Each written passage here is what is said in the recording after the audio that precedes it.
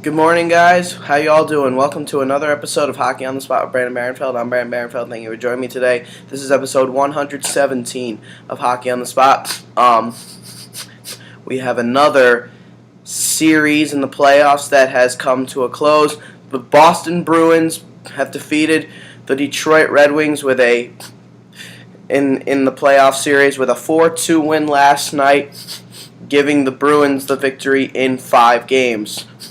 Detroit came out on top in the first game with a 1-0 series win, but after that, it was all Boston. Boston absolutely dominated this series head to toe after that first game. It was for Bruins fans, obviously very exciting, very exciting actually. And the final scores were, of course, as follows. As I mentioned before, 1-0 loss in Game 1. But after that, 4-1 win, 3-0 win, 3-2 win. That came in overtime, and a 4-2 win last night.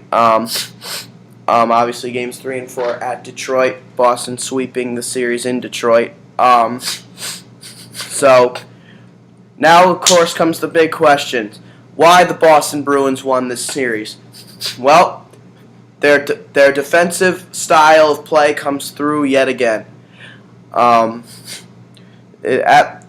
They dominated defensively. Chara had a great series, and the depth of the Bruins, regardless of the fact that they were missing some key players in the lineup like Daniel Paille and Chris Kelly. Despite that, the youngsters that they put in, like Justin Florek and Kevin Miller, whoever else, a lot of their young players who they put in, Carl Soderberg, who's been playing all season long. All these younger players for the Bruins really came through in this playoff series. They really came through. They all played very well. Obviously, again, this series also, of course, represented the battle of the Smith brothers, Brendan Smith for Detroit and Riley Smith for Boston. Riley, the younger brother, a 20-goal scorer this past year. He came up huge in this series. He had a goal and an assist in the series. So congratulations to him. And, of course, then comes the play of Tuukka Rask. Tuukka Rask played phenomenal throughout this whole series. Again, not allowing more than 2 goals in each of the games. The only reason they really lost Game 1 to begin with was just because they couldn't score. They just could not put the puck in the net, and that was a huge problem for them in that game. So, really, but overall, the series wasn't as close. It wasn't really close. And that, even though the Red Wings did win a game, again, that game really, it was only a 1-0 win.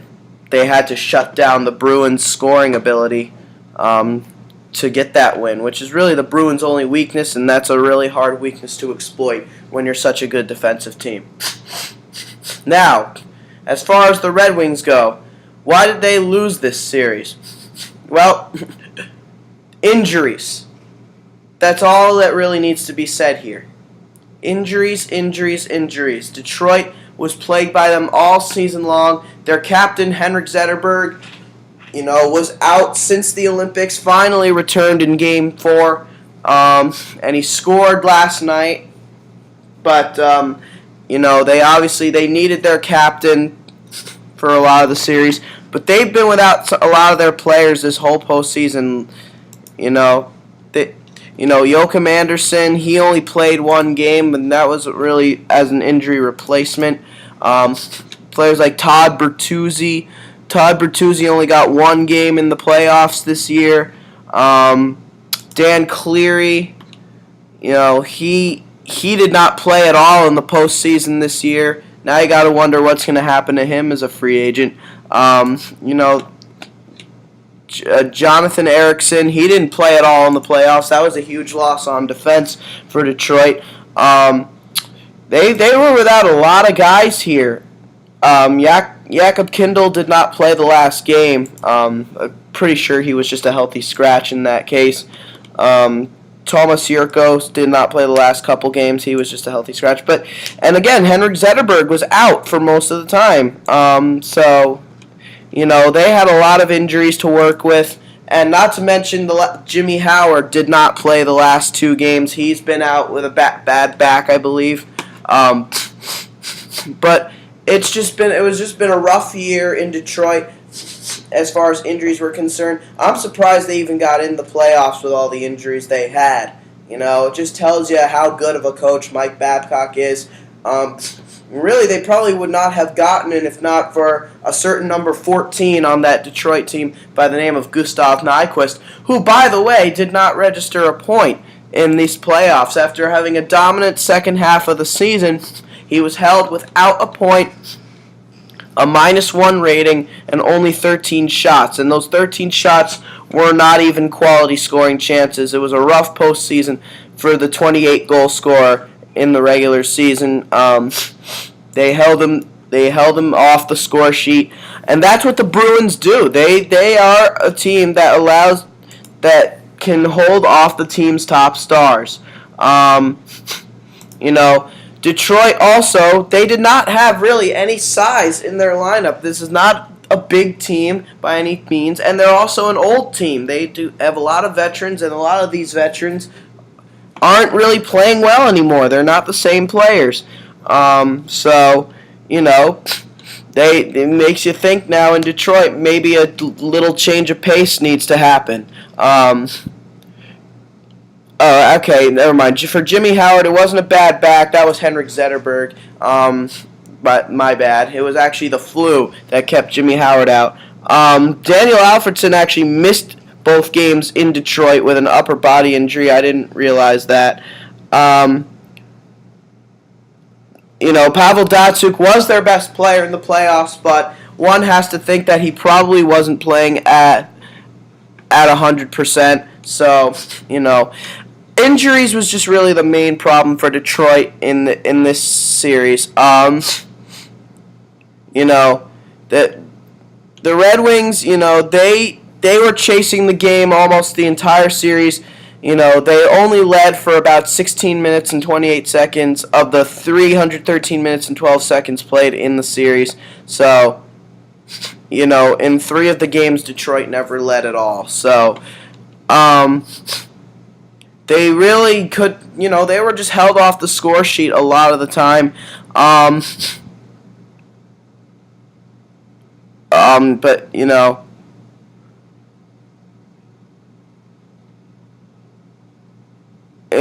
and for as far as the Red Wings go, this is not a team that takes a lot of penalties, but the few penalties they took, the Bruins capitalized on almost every power play that they had. So that was a huge problem. And also, the Red Wings, they're not a big team. Again, they're not a very big team. They really are not. They don't have that Zdeno Chara, that Dougie Hamilton in their lineup. They really don't have anybody in their lineup. I think the biggest player in their lineup is 6'3", and I believe that would have been Todd Bertuzzi. But he's not in the. He wasn't in the lineup. He hasn't been in the lineup. So, that is why the Detroit Red Wings lost this series. And to me, I really don't think in many cases, I really don't think that they'd really deserve to be in the playoffs this year. That's really my opinion. I really think they got in out of sheer luck and just the excellent play of Gustav Nyquist. Normally when you have these kind of injury problems, it's hard to make the playoffs. In fact, at times it's near impossible. It's near impossible. So now, I'm sure the big question on everybody's mind, what will happen to Daniel Alfredsson? He's now 40 years of age, and that's really a big question. Does he return to Detroit, play another season, or does he retire, or does he maybe go somewhere else signing a 1-year deal? We'll see. Daniel Alfredsson wants to win a cup, but at the same time, time is running out. Time is absolutely running out. And for Daniel Alfredsson, at 41 years of age, he actually played decent in the last season with the Red Wings. 68 games, 18 goals, 31 assists, 49 points, a +2 rating, only 10 penalty minutes, 4 power play goals, and 151 shots on goal, and 11.9 shooting percentage. So he played okay, when healthy, he was okay. In the playoffs, however, he was held off the score sheet, -1, 2 penalty minutes, and only 2 shots on goal. But he only played 3 games. He battled injuries. He was a guy battling injuries all season. So what does become of Daniel Alfredsson? That's going to be a big question on everybody's mind this season. Does he return? Does he go elsewhere?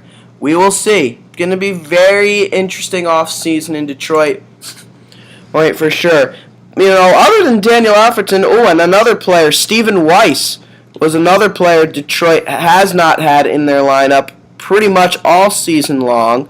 And that was a huge problem for Detroit. What about David?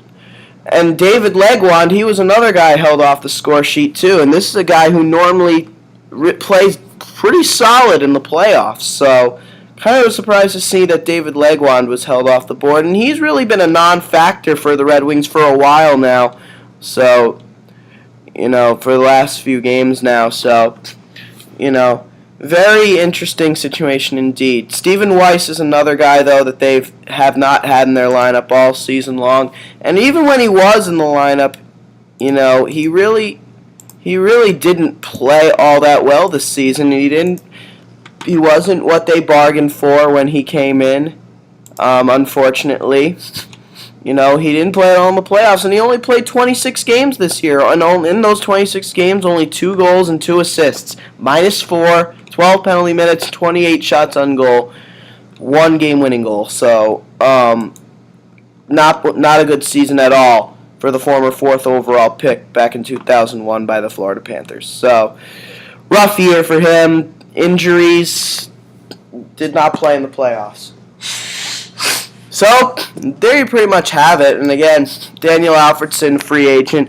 But other than him, the only other real big free agent name for the Red Wings this year is David Legwand. And you got to figure that he probably was only a rental player. He's 33 years of age, not getting any younger. He's not as old as Daniel Alfredsson, but he's getting there.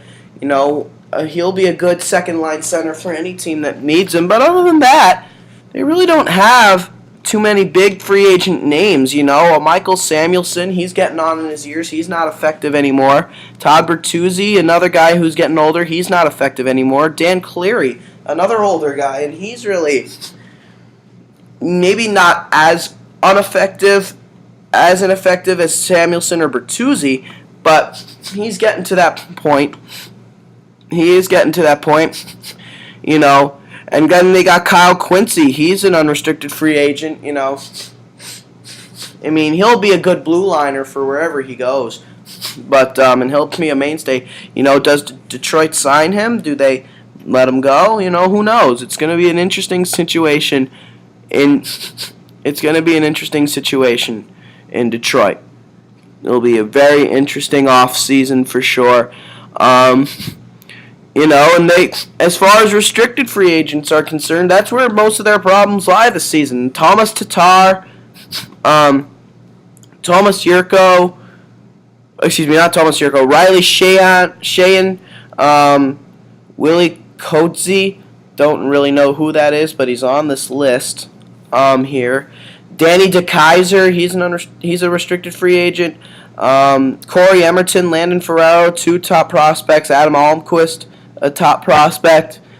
And the other restricted free agents they have really aren't that big of deals. But one unrestricted free agent I almost forgot to mention too, Jonas Gustafsson, who played the last 2 games in the playoffs. He was pretty solid when he had to come in and play this season.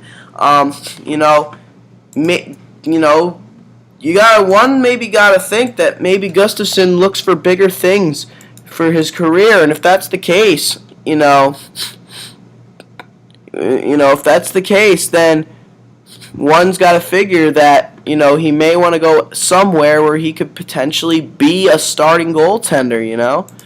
We'll see. It's going to be a very interesting offseason, but whether he comes back or not, he actually played really well this season. 16 wins, 5 losses, 4 overtime losses. So he didn't have any shutouts this year, but he played really well. Then of course 2 losses in the playoffs, but he played really well this season, and he's 29 years old. But one maybe would think that maybe Gustafsson wants to go test the waters and see what he can do as maybe a starter. Maybe a team like the New York Islanders could maybe look into his services. Because as far as Detroit goes, if Gustafsson does leave, they have another goaltender in their system that's pretty much ready to go and be in the NHL, at least as a backup goaltender. Peter Mrazek, one of their top prospects, maybe their overall top prospect. He's going to be a good goaltender. And if Jimmy Howard's going to continue to have injury problems, this is a guy who could really probably take the mantle and be a starter in Detroit. I have a lot of faith in Peter Mrazek. I really think for Detroit, he's going to be a very good goaltender. But again, congratulations to the Boston Bruins on their 4-1 series victory. And now a lot to look forward to for fans of teams in the Atlantic Division. The Atlantic Division Finals, the Boston Bruins and the Montreal Canadiens, the top rivalry in the National Hockey League's history. Can't wait for that. It's the 34th time in the two teams' histories that they will meet in a playoff series. Got to remember, of course, the Montreal Canadiens swept the Tampa Bay Lightning in their last series. Of course, Boston will hold the home ice advantage. They last played each other in the first round of the 2011 playoffs. Boston won that series in 7 games. That game 7 going to overtime. Nathan Horton, who of course is no longer with the team, scoring the overtime winner. Of course, he's now with the Columbus Blue Jackets and is not in the lineup. So, yeah, a lot to look forward to. Boston-Detroit, a very exciting series always. That is the first second-round matchup that is set.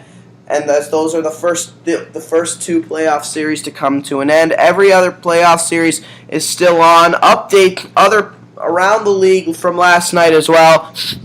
The Pittsburgh Penguins defeated the Columbus Blue Jackets 3-1. They now hold a 3-2 series lead. They have a chance to close the series out in Game 6 in Columbus a couple days from now.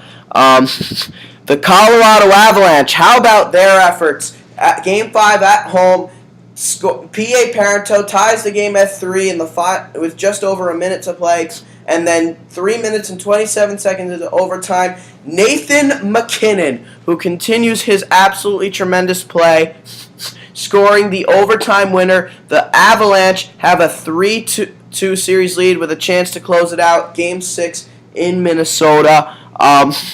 And then last but certainly not least, the Los Angeles Kings somehow managed to continue to stay alive.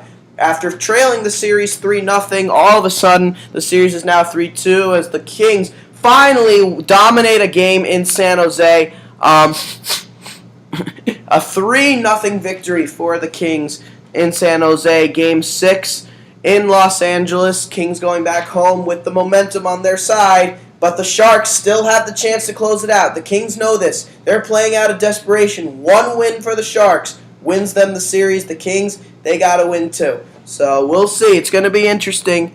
Going to be very interesting. Definitely Jonathan Quick's best game of the playoffs last night.